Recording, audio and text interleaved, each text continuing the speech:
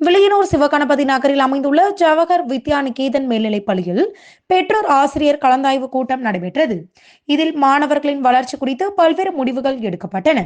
மேலும் கல்வியின் பின்தங்கிய மாணவர்களின் முன்னேற்றத்திற்காக பள்ளியின் செயல்பாடுகள் பற்றியும் எதிர்கால நடவடிக்கைகள் பற்றியும் எடுத்துரைக்கப்பட்டன.